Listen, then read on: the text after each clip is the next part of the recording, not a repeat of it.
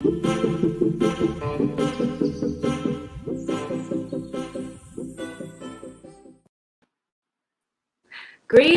everyone. Welcome to Masters of Health, the Career Spotlight. It's Thursday. So as people file into the chat, I'm going to welcome today's guest. Yes, okay, the camera's reversed, so sometimes I get it wrong. All right, today's guest is Dr. Ameena Ali, and I'm going to ask her to introduce herself because I see the HE and I don't know what it means. So I'm going to ask you to, educate us all on your full title, what it is, what you do in your profession, and how it relates to health. Okay, well, I am Dr. Ameena Ali, and HE is Her Excellency, and that pertains to the sovereign piece that we're going to be getting into. I am full diasporatic worker. I am newly retired from obstetrics and gynecology in the allopath world, and now I am teaching education, wellness, and health in the naturopath world. So that gives me a bridge into why the HE. I found out through AfricanAncestry.com, shameless plug, that there is a genetic testing that is being done around the world. Gina Page, amazing woman, and she did my ancestry, and I found that I am from the griot people of the Fulani tribe of the Republic of the Gambia. That has allowed me to go a little deeper. Now that I know where my roots are, I can figure out how tall my tree is, and that's the way I like to use it. So now that the soil has been ordained, I can find out that my tree has many branches. And one of the branches is of heir to King Omar ibn Said. He was his brother, who was prince, who never got, well, he got to be king eventually when Omar died. But his brother is my fifth great-grandfather. So because of that lineage, my mother, who is still living, is empress. So I am matriarch at right, which means that she is still here, but she's over 80. So chances are that she's going to transition soon. So they're prepping me for that role and to assume that role to carry on the lineage of my people. Awesome. In the Gambia.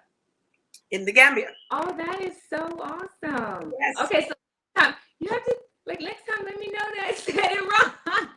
So next time we speak, I can introduce you correctly. So we're going to rewind. So greetings, welcome, Sovereignties, peace, Chief Yuya, peace, Akuya Visa. Thank you for joining us. I'd like to introduce my guest, Her Excellency, Dr. Ameena Ali, who is here with us to talk about some things. So we normally on this channel, we talk about public health and the things that are related to Masters of Public Health and getting into that field. At the same time, we also talk to a lot of different people from many different backgrounds whose careers have pushed them into the public health field. And so, we bring in everybody because it's important. It's important to, have all of those spaces there. I think there might be some Wi-Fi issues, so I think there might be a issue with crackling or something. Let me know if it's really bad in the chat. I don't know if we can shift it. We might not be able to shift it, but I'll try. That's awesome. Okay, you can hear it? Yeah, that's what I was talking about when we came on. That I can put that in the background. Okay, let's see what we can do about that. Let's see. I don't know if we can do anything. I might have to use a microphone. I'm not sure, but I'm gonna move around and see if we can rectify that. So, but in the meantime, we're gonna keep going. But you can understand me, right? Of course. Okay. I can hear you. It's just crackling. It's just crackling. Okay, so then we know that it was me last time.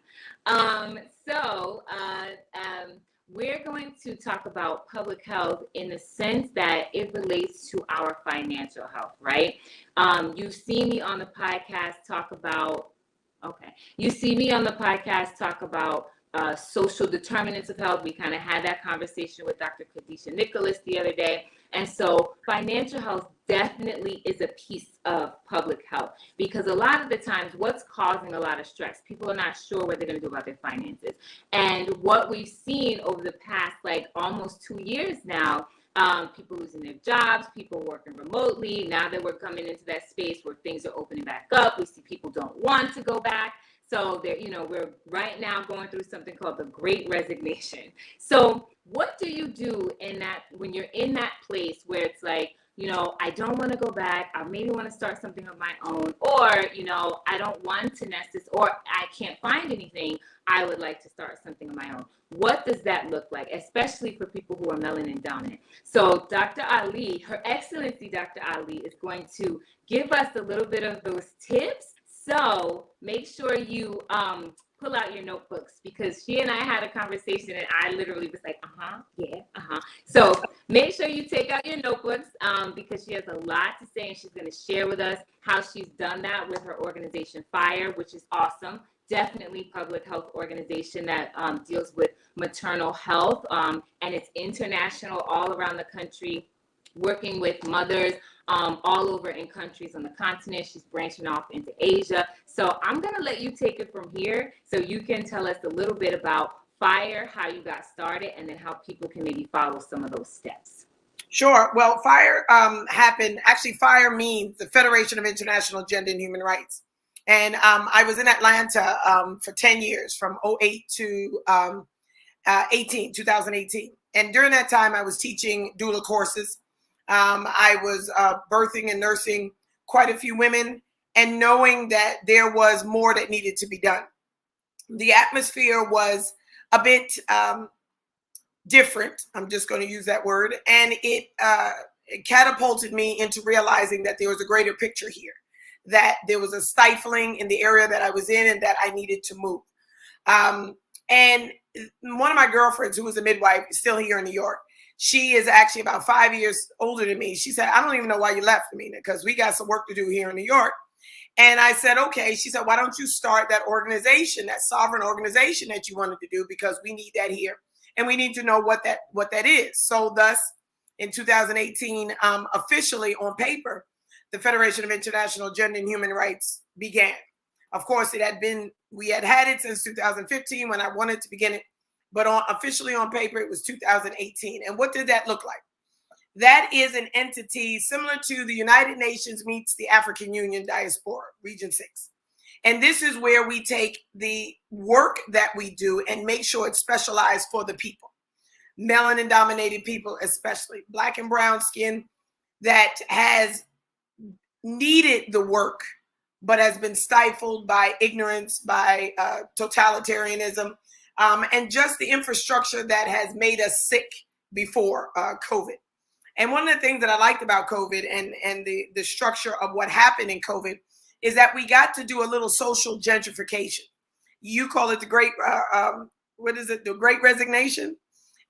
We in New York, we call it the Great Gentrification, because it's the first time that Black folks are going into our own communities and changing things for our better. And this is where here in New York, the social gentrification that's happening is people are examining, one, why don't they want to go back to work? Why don't they want to go back to the offices? Right now, downtown at New York, where the big office buildings are, Wall Street and the Capitol Plaza and the financial district, they literally at 20% capacity. That means 80% of the people that was there are not wanting to come back. So that said something. Go into our communities in Harlem. Some of the people are now expanding their spaces to make room for their office in their own home. And they're realizing why they left. They're realizing that there were toxic that was there in place before they left. And they realized how untoxic their home environment is and how they were able to do the same job. They realized it was less stress. They're still doing the same job, but it was less stress because the environment that they worked in was very toxic. And they realized that they don't want to go back to that. So subconscious rose to the conscious, and they realized that they deserve better. Then they examined why they tolerated it. Why is it that you're still doing the same job at the same rate, probably at the same pay at home, and you feel better dealing with the same people? Because literally, if you're working together, even if we're on Zoom like this, if I'm working with you and I couldn't get along with you face to face, how am I able to tolerate you now behind the screen? So we have to look at what the social adaptations has been given to us, which means I don't have to deal with you and who you are. All I have to do is do the work. And the screen that's between us is allowing us to just do that. I don't have to be in your space. I don't have to smell the food you brought to work. I don't have to do any of those things that just ugh. So now I can just do the work, get off Zoom, done, get my paperwork done, take care of my kids. And especially women, we're feeling more adjusted. We're feeling more adaptative to being able to do our job and take care of our kids, which is what we've always wanted and needed anyway.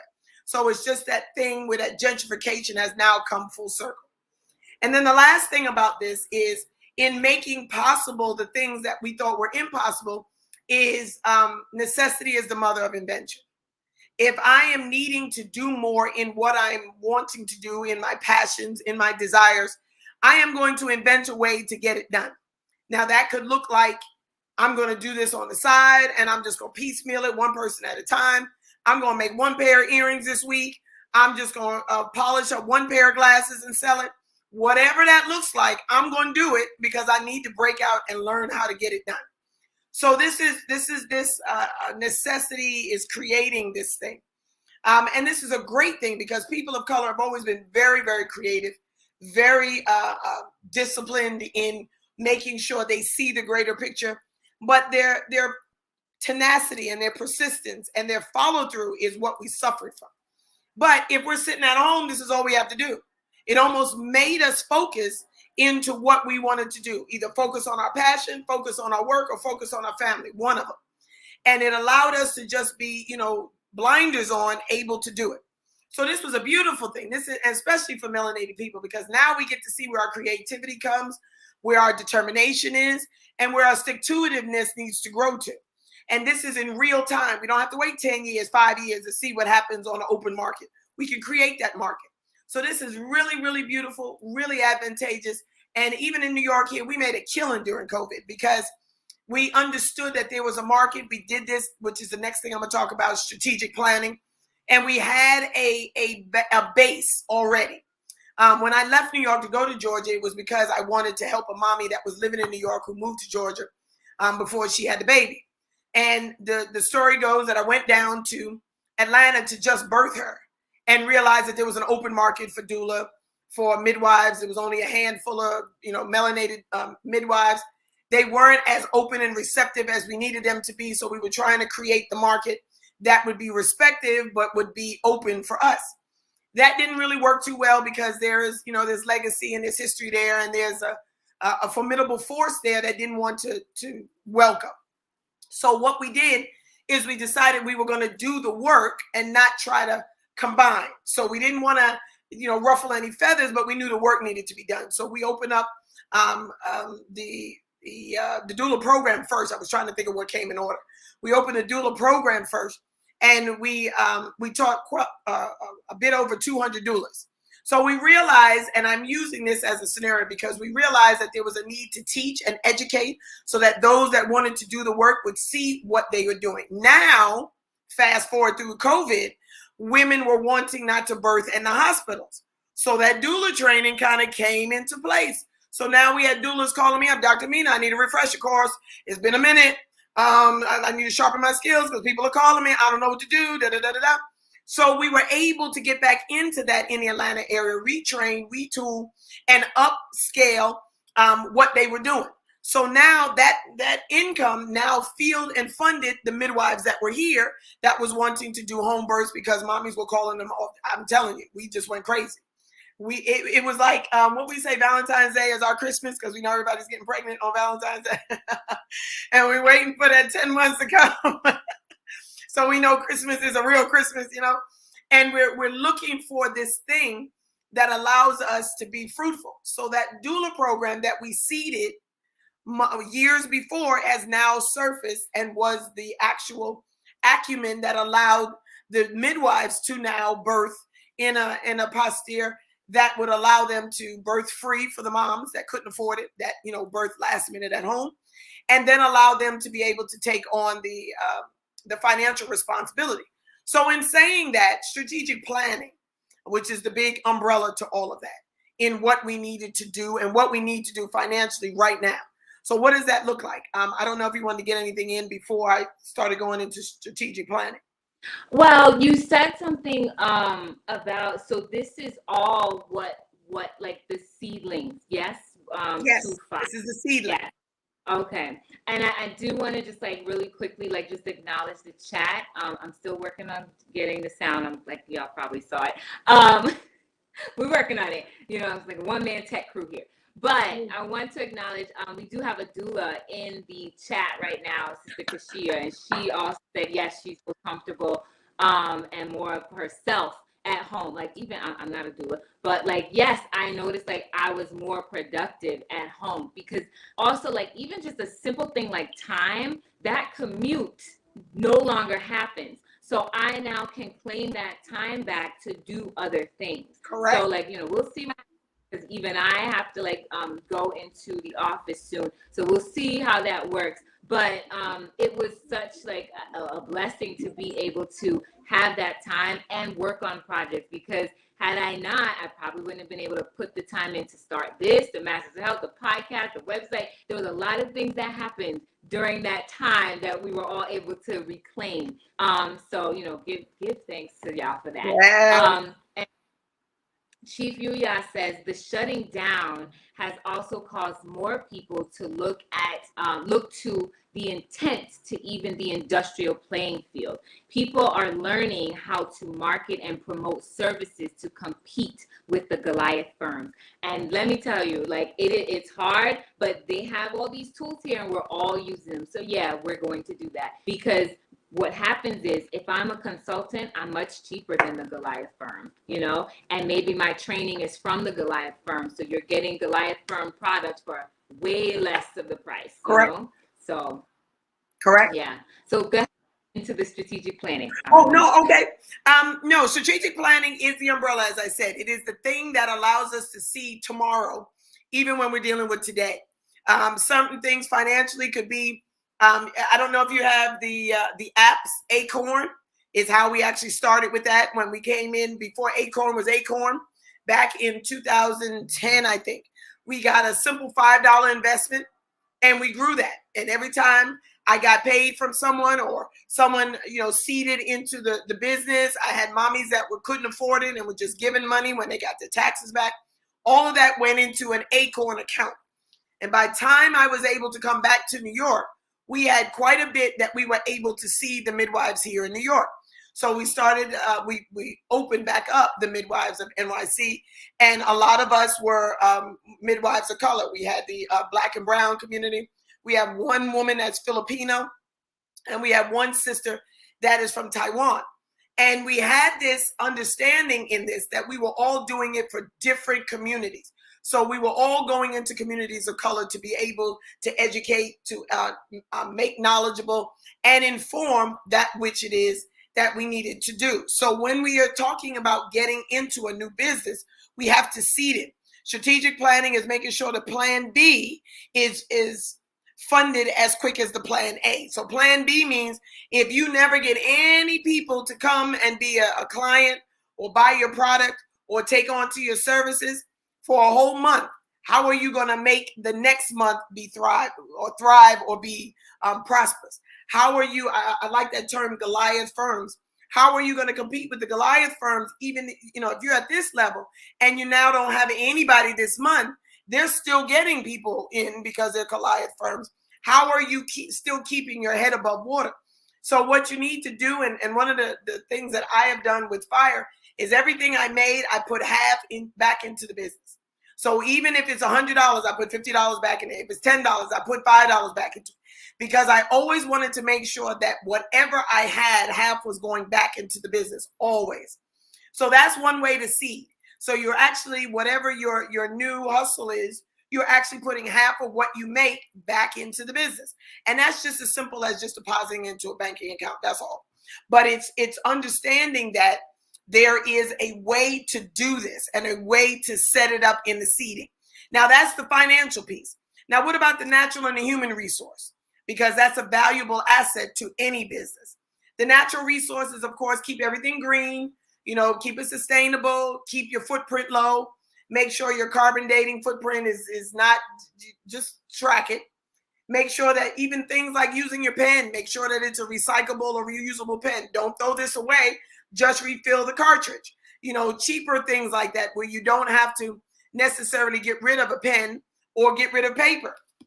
One of the things that I tell my daughters to do is when they're finished with, these are my notes for today, when they're finished with this page, the next thing they do is go on the back of it.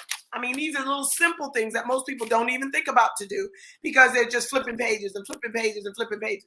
But this is a great, right? Absolutely. That's a green way to save paper, save the environment. You don't have to worry about cutting down another tree to get you another pad. The pen, you keep the plastic out of the oceans because that's where it's going to end up. And you keep the environment a little safer.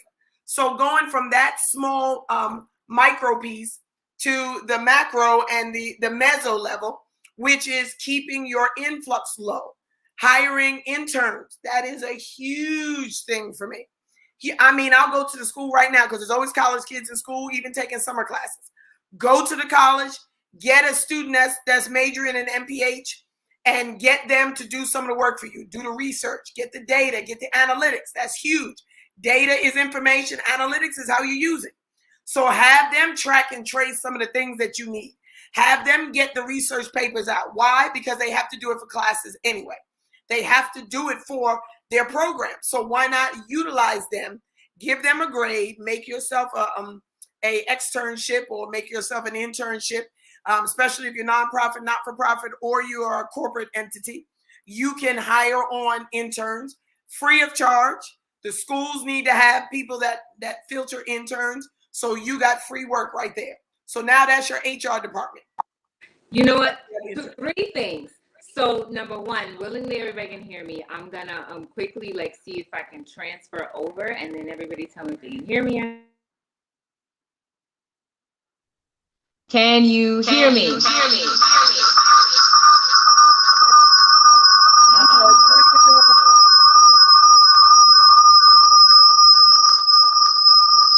Oh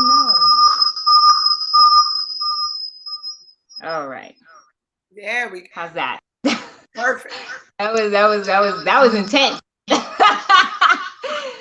Okay. That's all right. We still heard you. Okay. Good. And it was like, can you dig it?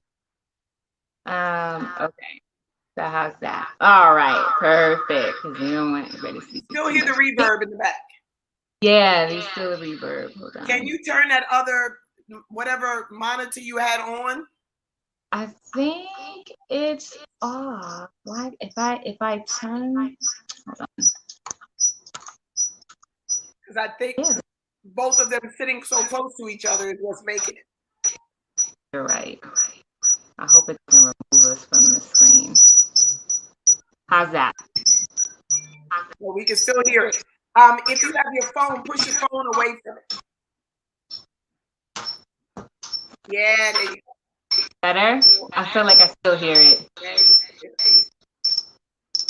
Yeah, I still hear it. Hold on. What about now?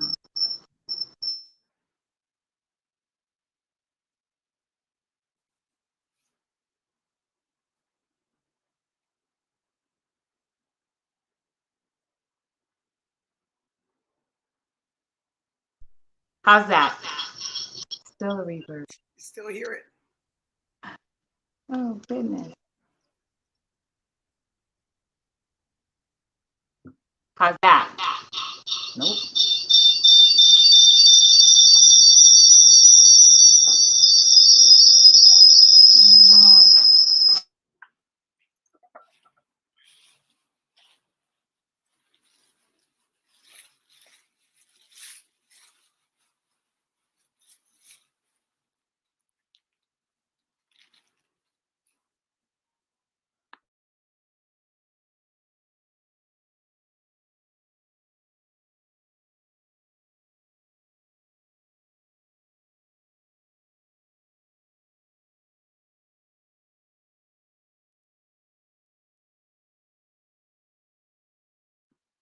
Now we can't hear you at all.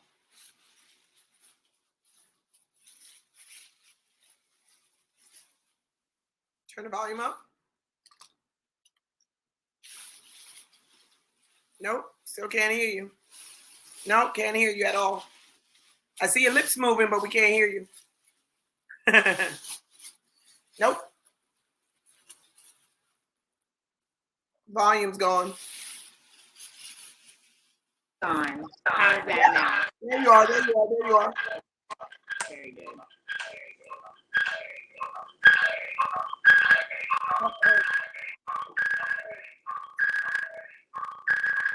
I'm gonna have to get some sage so we can sage this thing down.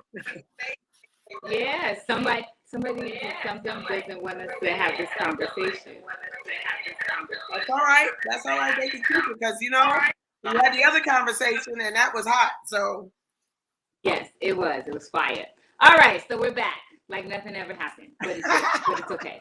So, all right, so I'm just going to go to the chat real quick. I had 3 things. So the first thing before I go to the chat, when you talk about the intern, so because I know like coming from a space where interns are very important.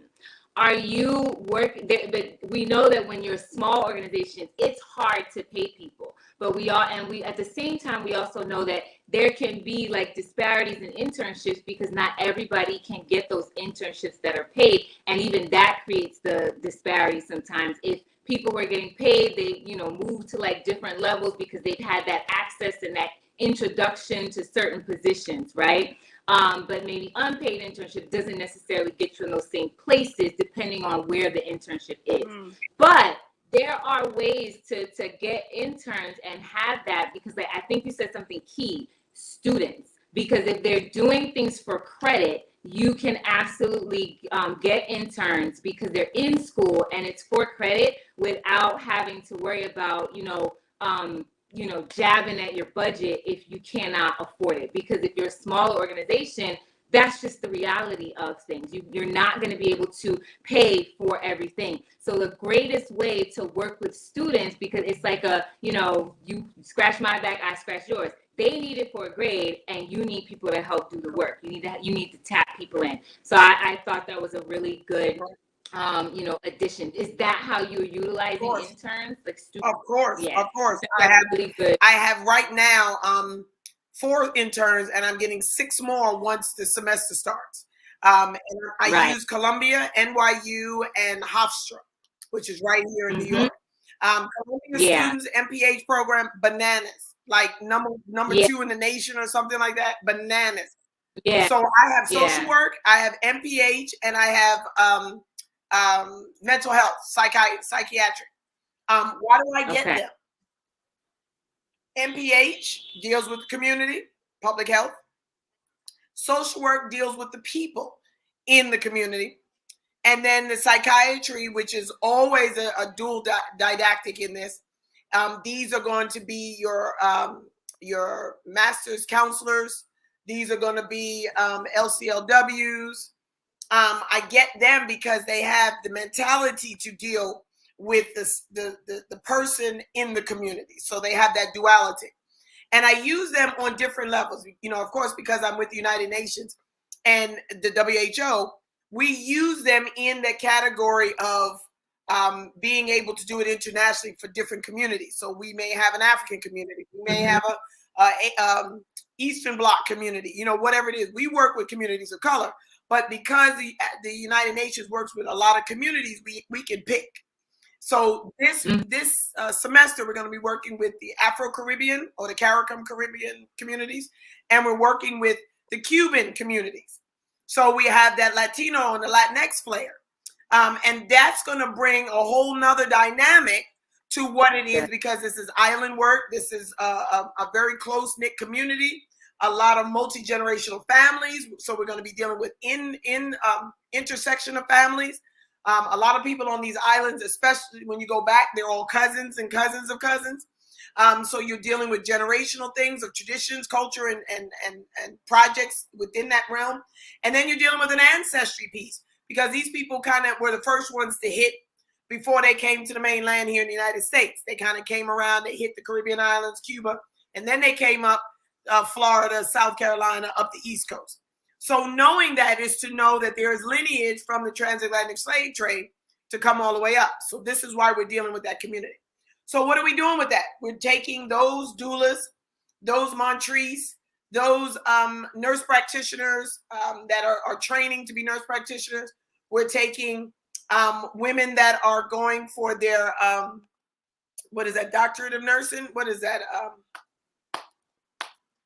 Not nurse practitioner, the other one. Oh. The new one. It's where you can get your doctorate in, is it like nurse? It's like, it's almost like social work, but it's a nursing end of social work. Anyway, I can't call it now. I just say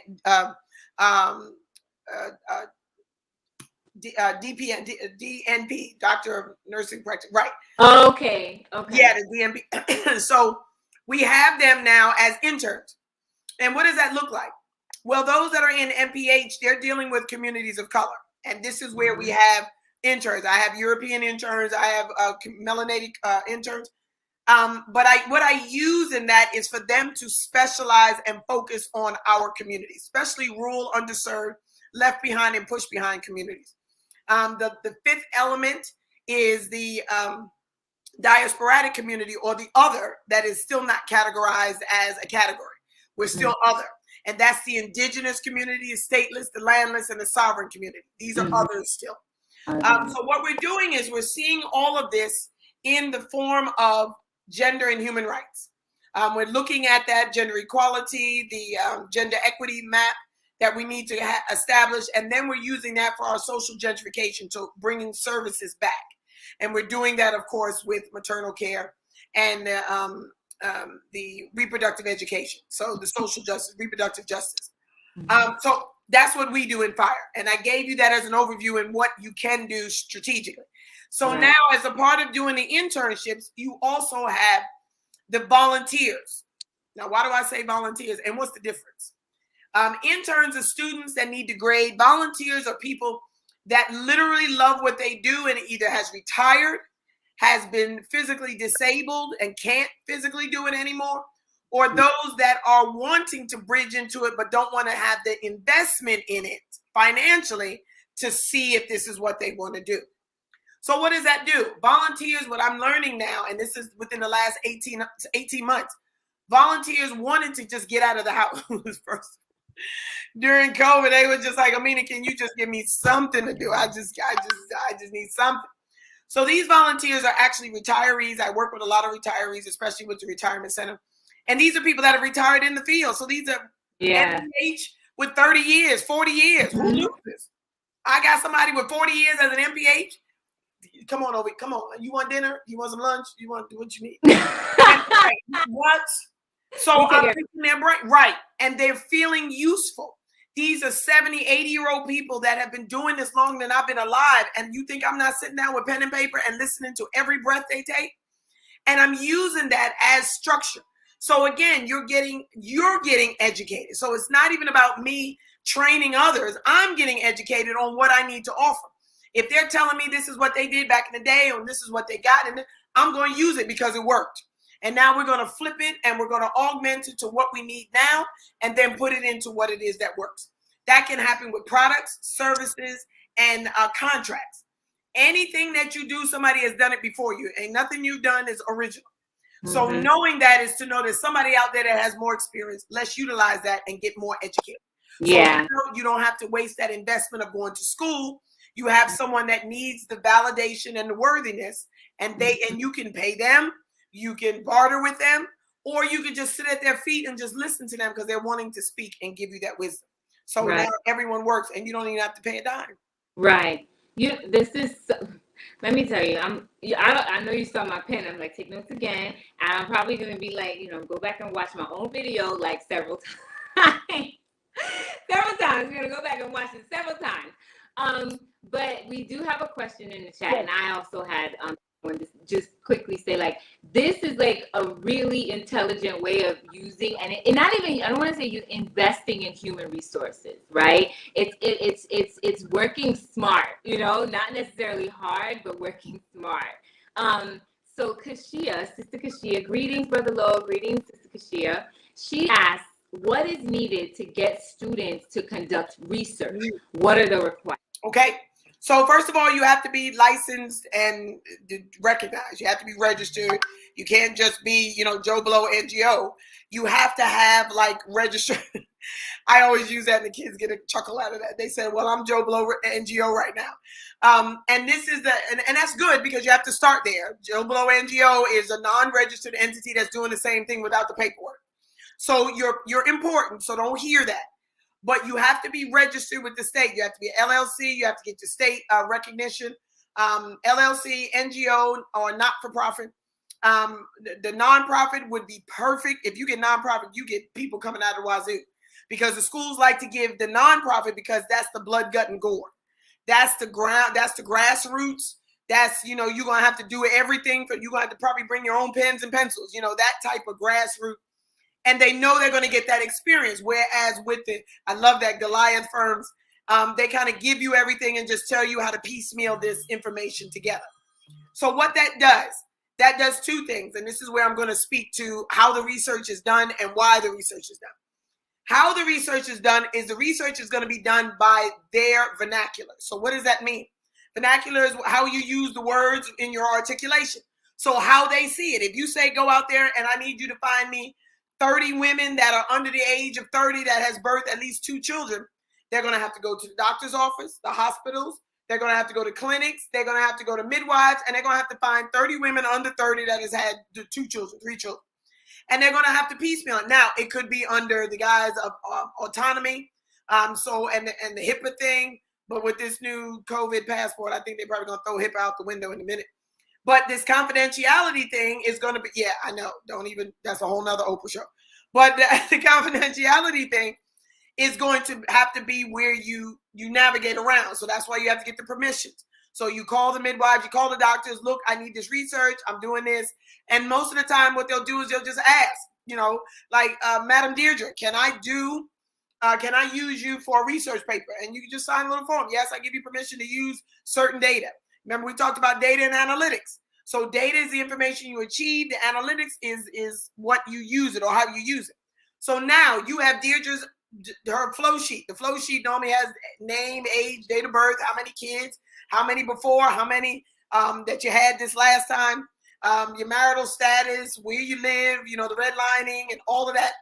So it has the data that you need to get that research. Now you take that data, pick it up, put it into a system that you're developing. That system could be a spreadsheet on PowerPoint, on Excel, or it could be a computer program. And you're plugging in all those things and see what comes out. Then that research can now be put into real time because these are not 10-year-old, it's not 10-year-old data. This is a woman that just had a baby last week or a woman that just had a baby last month. So it's real-time data. So now we can take that data in the last piece of it. The first part was the why the data, what is in the data. Now, how are you using it? The data is now going to be able to say that all of 30 of these women have birthed in a hospital. So that's like a tangent. Okay, so we had 30 women birthing in a hospital. Out of 30 women, 15 had C-section. So now the C-section rate is 50%. So now we're trying to figure out why is it 50%. So now you got to go get data in other communities to see what their C-section rate with the same people going in a hospital. So this is how you build on your data. And then you check and balance your data based on other communities. So you can see what the disparity is based on how it falls with other communities. Now, when you deal with indigenous, which is what we used to call Native American, please don't use that term around me because, so indigenous, we call Aboriginal, which is what we have in Australia, those melanated, heavily melanated people in Australia and Newfoundland and the Auckland Islands. Then we have the IDPs, internally displaced persons. That means these are people that are of another land that has to move into another land. These are statistics that you get. They're right here in the United States. We got people that are up from Katrina that's living in New York, and they were uprooted because of Katrina. You have to use that as data. You have people that are coming from Ghana and Nigeria and West Africa and East Africa that came over here after the conflict. You got to use that data. How about those that are internally displaced that are, let's say, they are here in New York, and we're just using this as an example. They're here in New York, but they are first generation because their mother was pregnant with them when they got, she was pregnant with them when she got here. So that child only knew this. Now this child is having a baby. So there's going to be a difference in the demographic within the same community because you have the old school birthing versus the new school birthing. So the data comes based on how you need it. The data comes based on what you want, and then the data comes in a form that can be analytics depending on what you need that data to be used for. So I hope that helps her and answers her question. Yes. And you know what? It's very important to go over that because that has been the issue with research for a very long time. They just lump Black, white, Hispanic, other. Like you said, Asian, Pacific Island, other. These things need to be aggregated because you can't just jump all people who are melanin dominant into the same because the ethnicities and the cultures are not the same. And so the things that drive them to do the things that they do, whether it be for health or any other thing, are going to be vastly different. Correct. So that's an explanation, like aggregating the data. Correct. Thank you very much. And nobody has done that. The Goliath firms that do all of this data and analytics, Amazon, I guarantee you, is probably the first company of the Goliath companies that have analytics based on people of color. And then they go African descent, and then those that are first geners. They have analytics on all of that. And that could be one person. Yes. One person can have all three of those, and they have it broken down. What do these people buy from Amazon? Because they're all the first generations are walking a line, right? And also depending on which parent is, if it's two parents from different places, or if the parents are the same place, you're walking a fine. That's me. You're walking a line between this culture and that culture. So it really drives how you move. Correct. I found that out just recently. I was applying to be recognized as a minority business. And I am a woman, I am of color, and I'm a veteran. So just seeing one person having those three things, I automatically qualified. So I just had to fill it out and sign it. Where other people may, that are mixed races, or maybe maybe they're the daughter of a veteran, or maybe they're a woman that has changed her gender. Maybe she was, born a male, now a woman. So these factors now change the dynamics of things, because if you're going to call her a woman, are you basing it on you being a cis woman, or are you basing it on gender relevance woman? And this is where the dynamics change. So if you're calling her a woman of color, is she a woman of color? Is she a cis woman of color? Is she a gender specific woman of color? What are you doing? So the analytics go wherever you need it to go. And this is how powerful we are as a people, because just like I said, one person can have three characteristics, and that analytic can go here. And then that same person with those same characteristics can go up here in another section. So that one person just created data for two things that could be what buys your grant or what wins your grant. You see what I mean? So you have and it could be something that's like going back to the example of the 30 women who are under 30 who have two children. Half of them have C-sections, half of them are vaginal births. Maybe those who had the vaginal births are coming from a community that is deeply rooted in tradition. Maybe they're not as close to a hospital. It could be simple, practical things like that. They're not as close to a hospital where they can do that. So they are using the wise women or the midwives in the village or the town that they live in. They're not necessarily moving like that. Or maybe they're Hebrew Israelites. And that's all they know. Throw my pen across the room. But that's all you know. You know how many babies I've come into that community to help bring to the, be the gatekeeper for? I don't like to say I did anything, but I was a gatekeeper for, because that community only does midwife. The only time something happens, and that's normally when something goes wrong, is that they go into the hospital. And then it's like, bring my midwife with me, because if something happens, you're not touching me with this, you're not doing that, that matters in that data. Because if out of the 30 women, 15 are Hebrew Israelites, we know those are the 15 that had home births. So now that takes the data to a different direction. So that takes what it is that you're dealing with, even back to the original conversation of financial. you know, everybody that's a Hebrew Israelite gonna come with cash because you know they're gonna pay their midwife up front and they're gonna do this before the baby's here. So they're planning this. So there's that strategic planning. When you get married, you gotta have money for your midwife if you're thinking about having a baby. So say it again right. for the people. Right, for the people in the back. So this is where we get the understanding of what that strategic planning looks like financially in our communities. So right now, post-COVID, if you're saying now that we can get married and we can go, you know, get married in a big wedding and everything. So, okay, you're planning for your wedding. Put money away for your midwife. Put that in the budget. Because if you're getting married, that's going to happen. And if you're getting married and you're deciding you're going to have a big wedding and you can afford a big wedding, you can afford a midwife. And I've always said that. Put $2,500, $3,000 away. Take a little bit off your shoes. Take a little bit off your dress. Take a little bit off the food. Take a little bit. You'll be surprised how you can come up with that money. Put that money away in an account. And if it takes you a year, now that money has built interest. So now you got a little bit more money for that extra little thing you want for the baby, or you want to have a baby shower, a bigger baby shower, you know, whatever it is.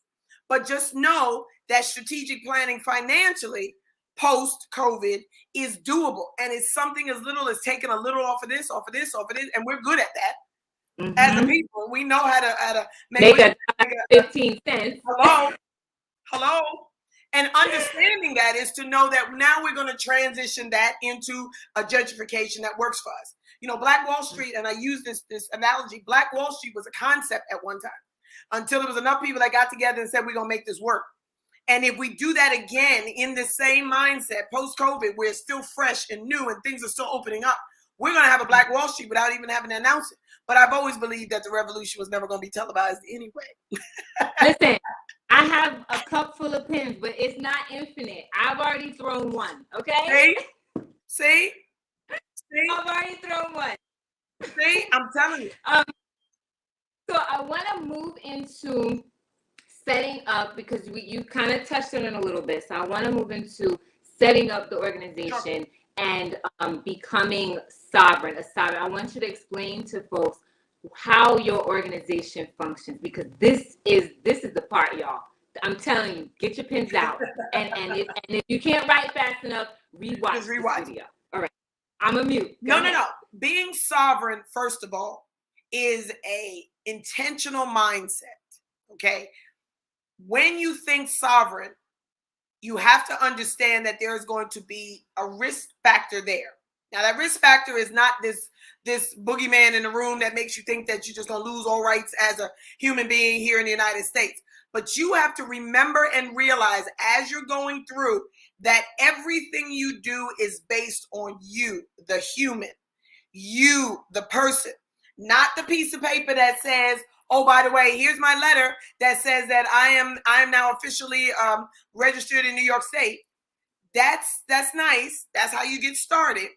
But this is saying that you are now the responsible person for this. You are its entity. That's what sovereign means. Sovereign means that there's nothing that controls you through taxes, through registration, through recognition. Nothing controls you. You don't have to answer to anybody. You don't have to do anything for anyone to get them to stamp a piece of paper and say, I'm recognized. Now, why I say it's a mindset, because some people need that recognition, sis. Here's what I mean. When I started teaching about how I did it on a global scale before COVID, I was already with the United Nations. So I'm hearing people come into the class saying, I want to be sovereign, but they're saying, how do I get with the United Nations? So are you wanting to be sovereign, or do you want to be recognized by the United Nations? So they said, well, we could do that first.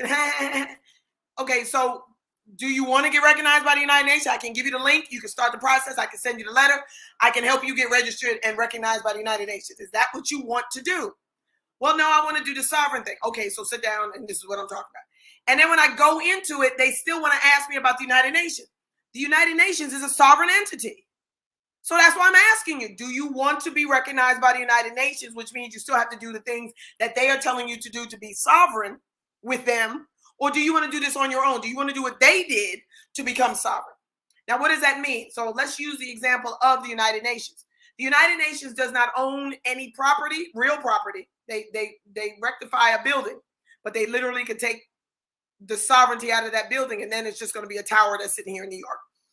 They don't own any real property. They don't own any real government.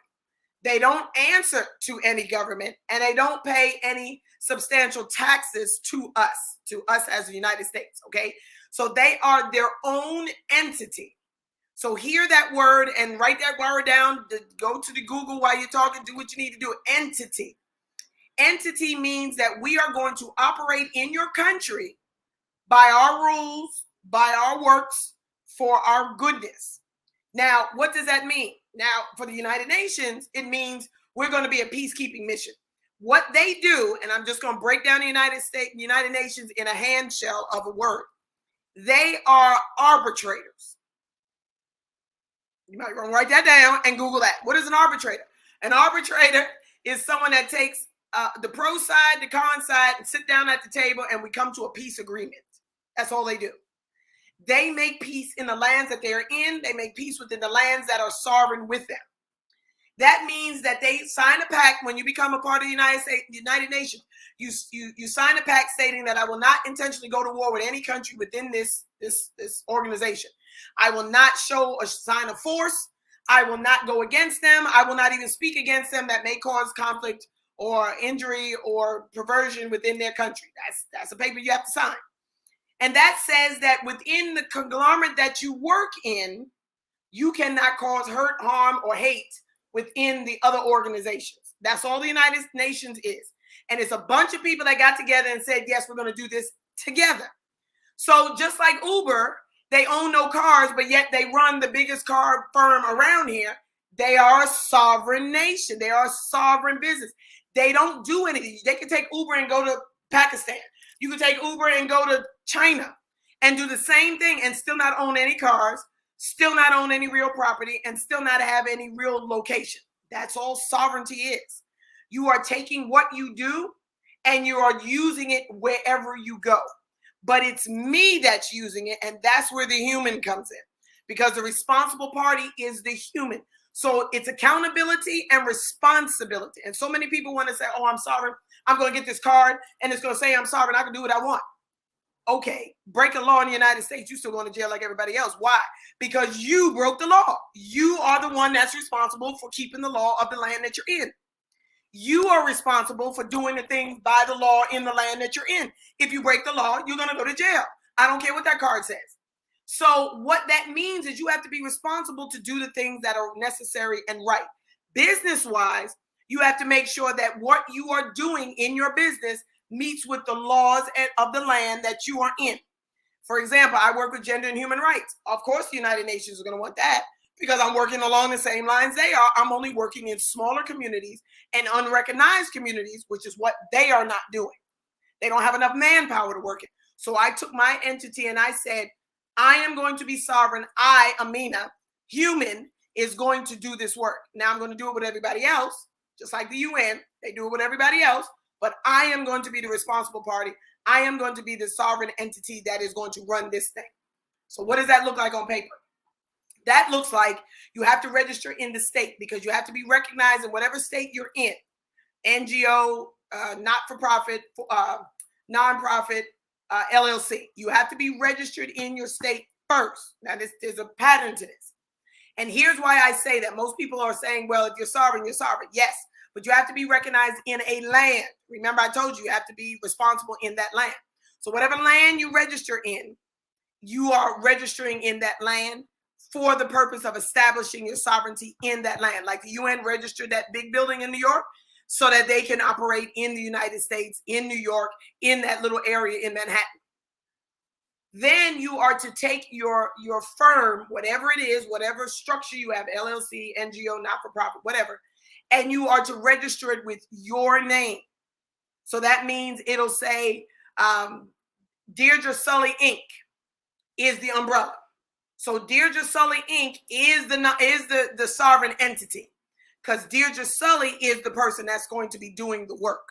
Under Deirdre Sully Inc., we are going to be doing human rights, gender rights, public health, communal health, COVID research, whatever it is that she does. That means she's the end-all, be-all for the research, the legalities, and everything that is needed to be done. It's a lot of responsibility. And as I tell my students, boys and girls, There's a lot of responsibility to this, because a lot of people just want to say, oh, I didn't know, and that's their fault. No, if you're registering Deirdre Sully Inc., anything that happens, if Ameena falls down in the building that she's renting, Deirdre Sully Inc. is responsible. You can't go to the landlord or the superintendent and say, oh, somebody fell in my building. Okay, but it's your building. Remember, it's under your sovereign right. So you are going to now be responsible. So you have to have the insurance. You have to have the backup so that you can, because you are that sovereign entity. Again, a lot of responsibility, a lot of things that maybe melanated people are not used to, because they're so used to just, getting it registered, going, renting the building. The building has insurance. You don't have to worry about it. No, being sovereign means you are responsible. So in FIGHR, because we deal with gender and human rights, we work with the UN. We don't work for the UN. So that's where people get it twisted. We work with the UN and the mission for indigenous and tribal people of color. And that means we take the responsibility of making sure that the information, the data and the analytics are put together in that research the sister talked about. And it drives home the need and the reasoning for sovereign monies to come forward.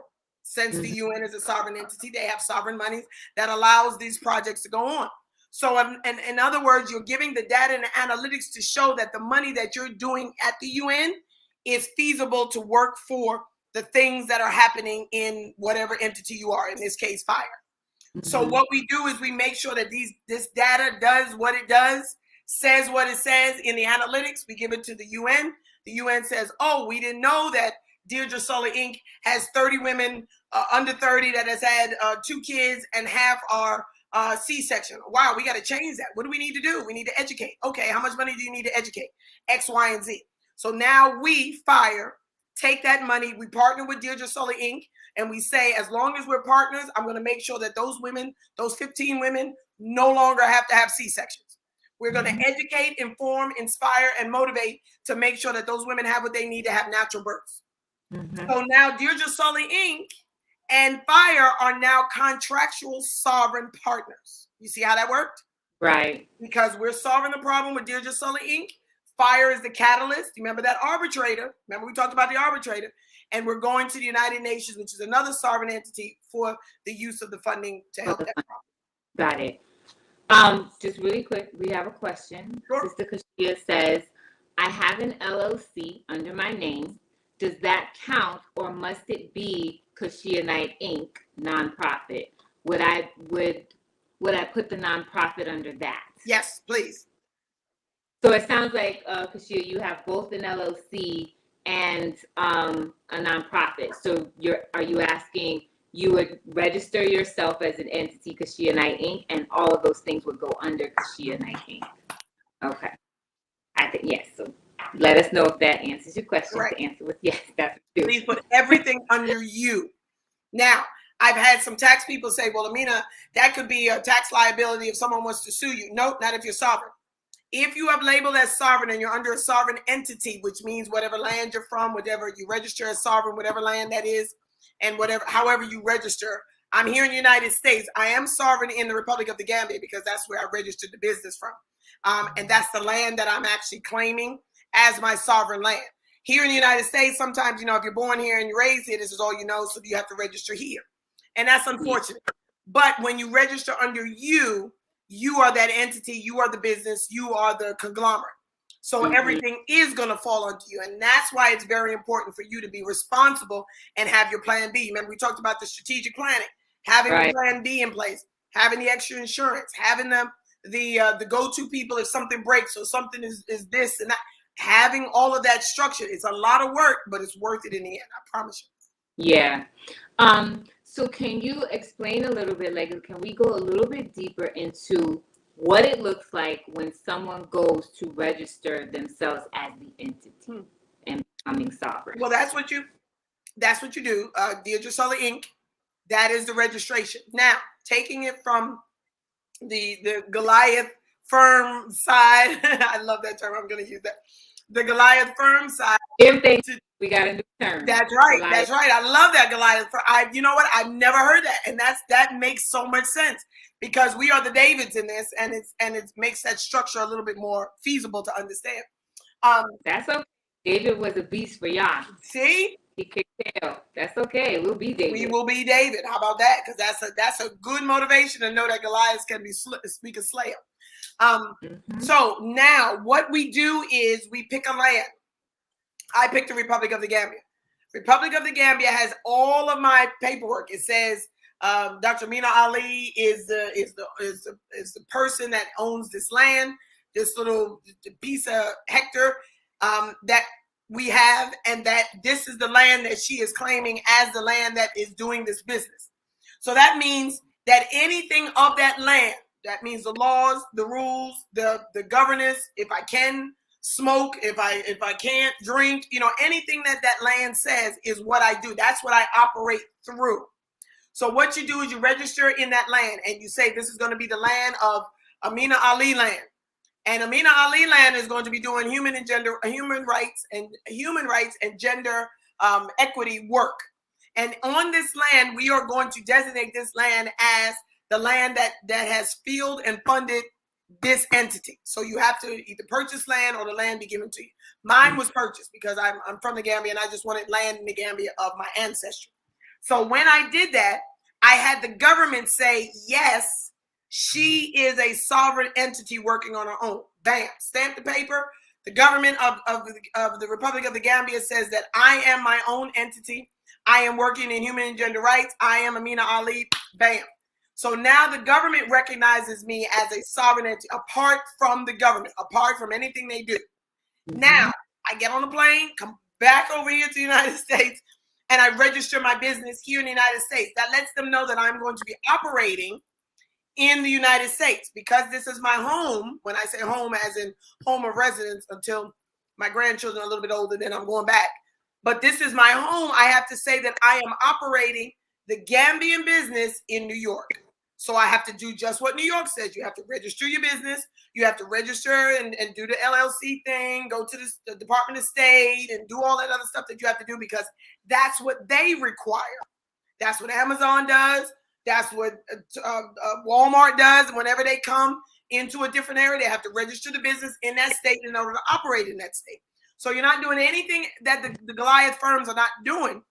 You're now doing it as your own entity. So it is always best for you to find land that you want. So in other words, you can go to, I don't know, Spartanburg, Mississippi, and just, get a pile of land and say you're just going to operate out of Mississippi. That land has to be recognized by the government, and the government has to stamp a piece of paper. And all you got to do is just go up there and ask for sovereign residency. And they're going to put you through those hoops, because most of them don't even know much about it. Most of them want you to know about it. So like, what you know about that? Who told you about that? Correct. And then they're going to tell you information is wrong. You got to do this and fill out this form in triplicate and da-da-da-da. They're going to give you all of that. Be prepared, because we're not supposed to know that. We are not supposed to know that. We're not supposed to get that right. We're not supposed to get all that information. We're not supposed to be that smart. So when you do that, just like, and they did it with Black Wall Street. That's why they tore him down. That's why, because they couldn't defeat him. Black Wall Street registered that plot of land. If you notice, they did that land.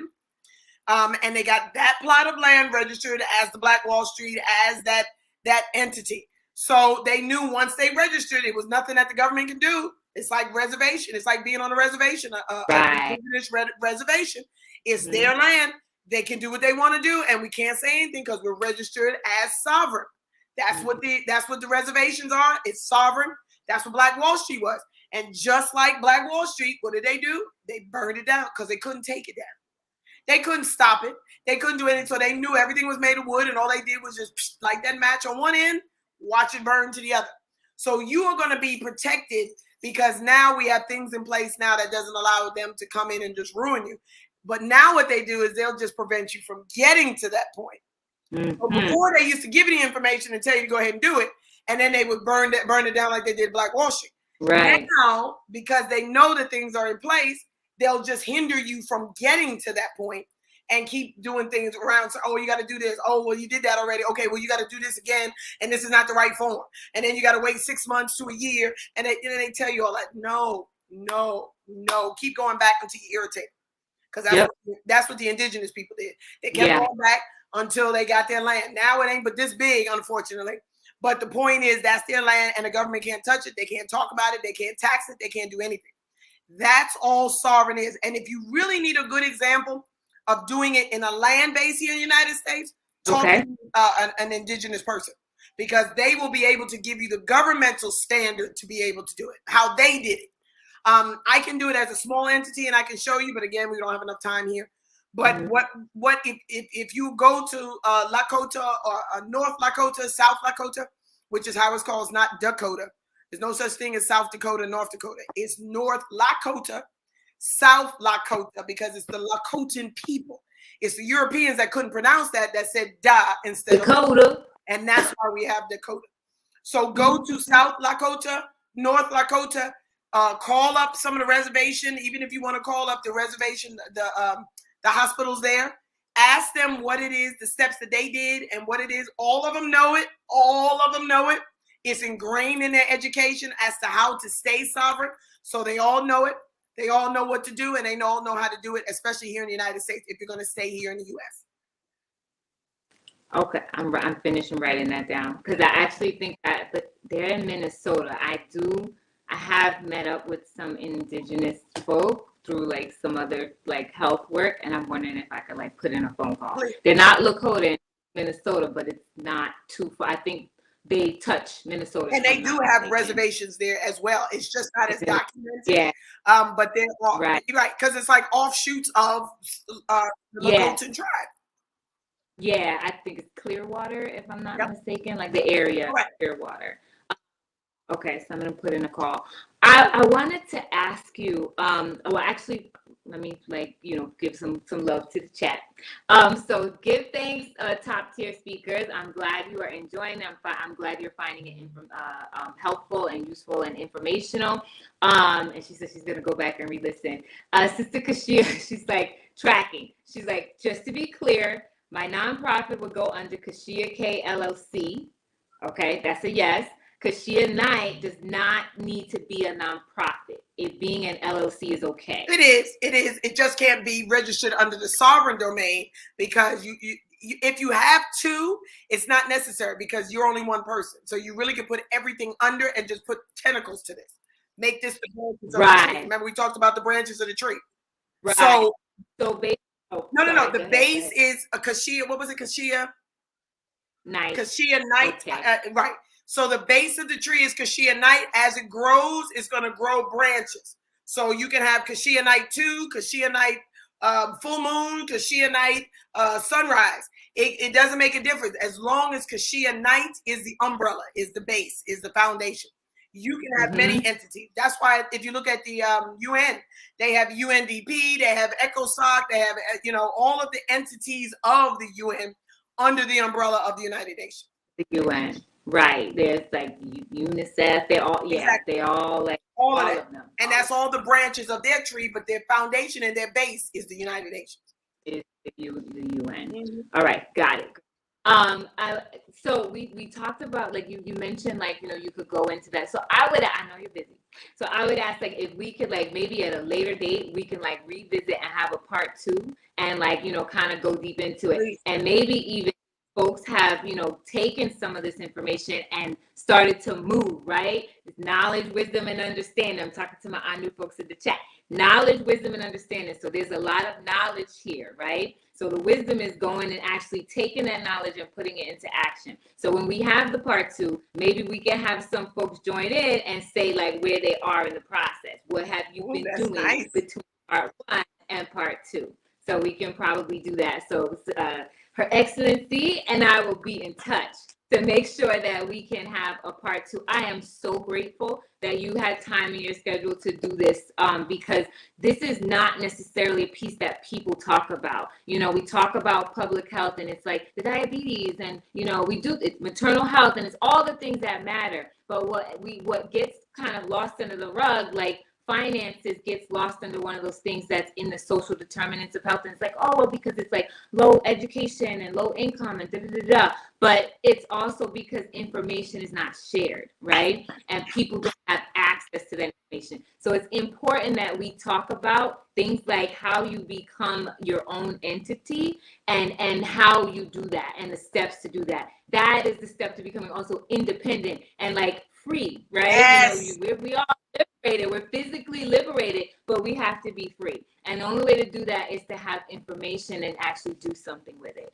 So give thanks to you and the information that you bring. Like, it was really, really important. I'm going to make sure that, we promote this video. All the promotions will be out tomorrow. So make sure you guys go watch it and, share, subscribe to all of those things. And Dr. will be in touch if you can. So we also have the True Health Live podcast. So I'll be chatting with you and maybe we can do another part, and go deeper into the actual work that FIGHR does in the health space. So we'll also, we'll do that as well. And so just a really quick thing before we go, this podcast, today's episode was brought to you by New Life Global Ministries. Give thanks. It is a whole space where you can go get your life. So you can go to www.anewlifeglobal.org. So I'll put it in the base of the chat.